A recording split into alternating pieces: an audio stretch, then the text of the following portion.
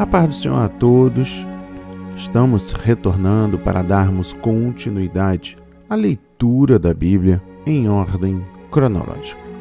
Hoje, no 116º dia, lendo esta linda história que Deus escreveu para nós, trago para a leitura os capítulos 89, 96, 100, 101 e 107 do livro de Salmos. A inspiração do dia. Promessa do reino messiânico a Davi. No capítulo 89 destaco os versículos 1 a 59. Tua fidelidade.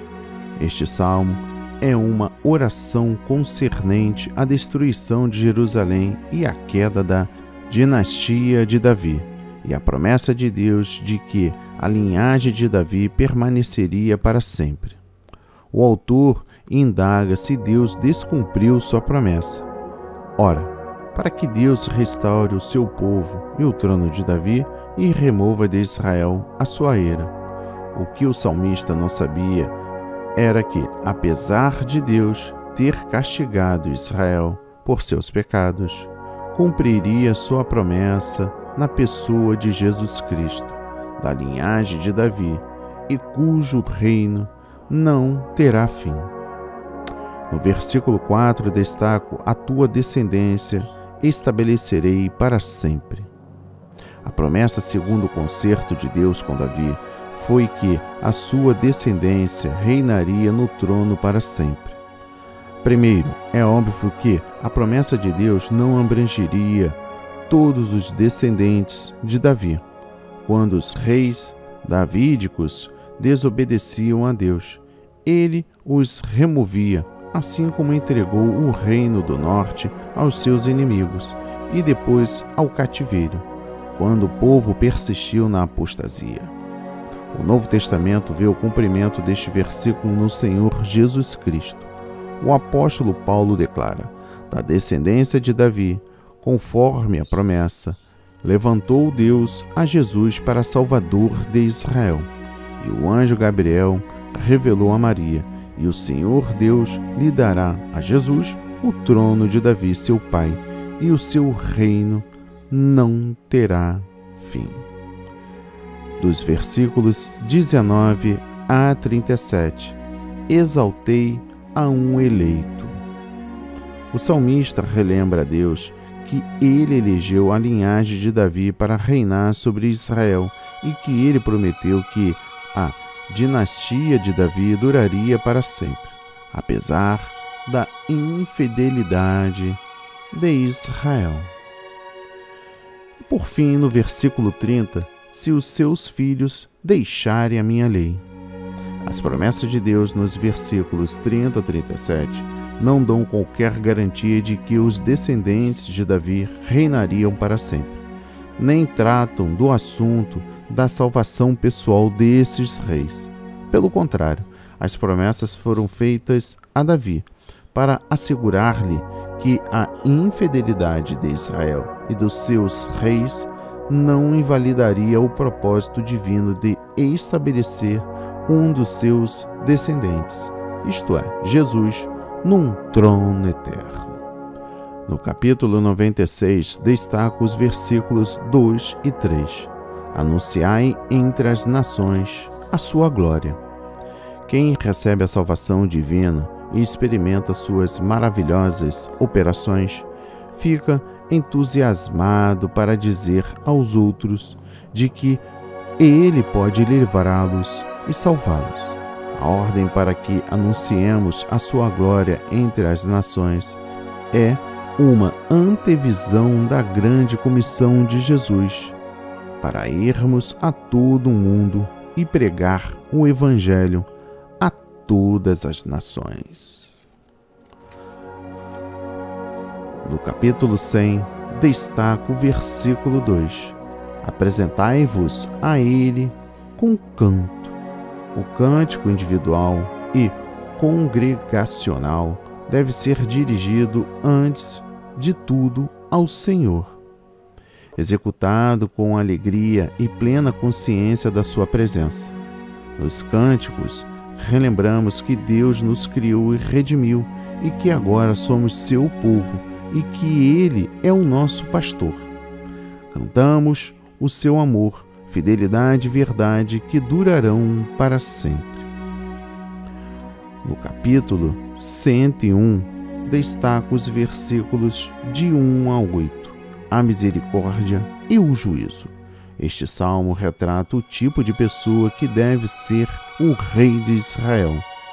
Se ele deseja reinar segundo a vontade de Deus, a conduta expressa neste salmo aplica-se também aos dirigentes da Igreja de Deus.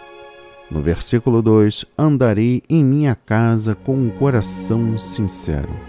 Agradar a Deus no lar deve ser a prioridade do crente fiel.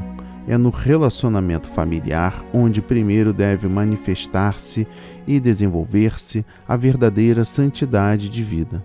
No lar deve ser o nosso propósito de coração buscar a Deus em oração. Estudar sua palavra, realizar o culto doméstico e demonstrar o amor e solicitude aos membros da família. Viver uma vida íntegra e não contemplar a iniquidade com os olhos. No versículo 3, destaco: não porei coisa má diante dos meus olhos.